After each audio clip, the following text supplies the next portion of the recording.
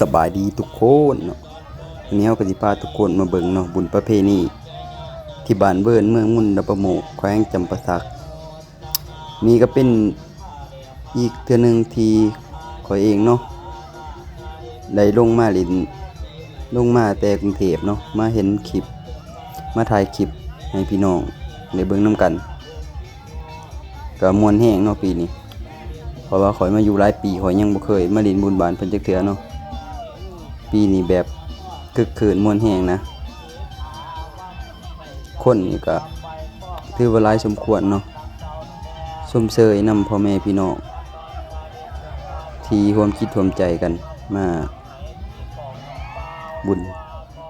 แต่ว่าบ้านเพิ่นต่างเด้อบ้านเพิ่นพี่น้องบ้านเพิ่นนี่คือเอาใจใส่เบิดทุกครอบครัวเลยเนาะแบบพร้อมใจกันแฮงเนาะม่วนคักกะลีนี่ก็สิเป็น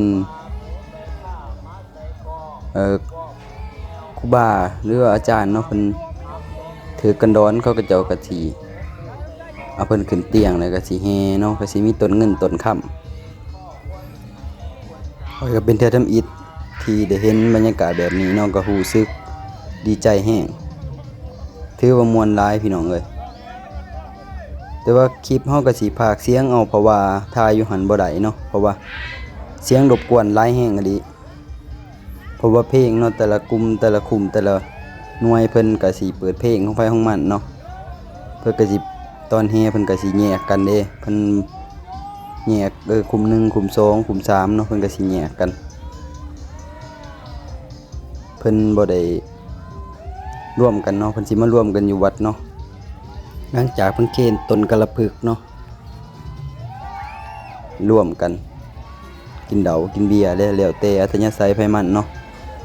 ฟ้อนม่วนคือว่าม่วนแห้งนะ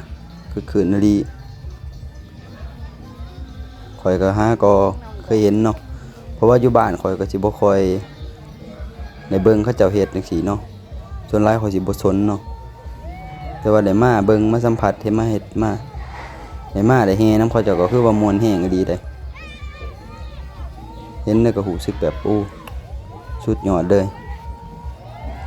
เพราะว่าชาวบ้านชาวเมืองเพิ่นทุกครอบครัวเนาะเขาเจ้าสิใจใส่ในการเฮ็ดบุญศีลกินทานเนาะคือว่าพร้อมเพรียงเฮียงหน้ากันเบิดสุผู้สุคนบ่ว่าสิเป็นน้อยใหญ่ยิ่งซ่าจังซี่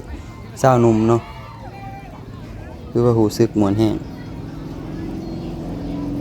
นี่คนหลายดีพี่น้องเอ้ยคนถ้าว่าทุกคนได้เห็นได้เบิ่งคลิปนี้แล้วเนาะก็อย่าลืมเนาะ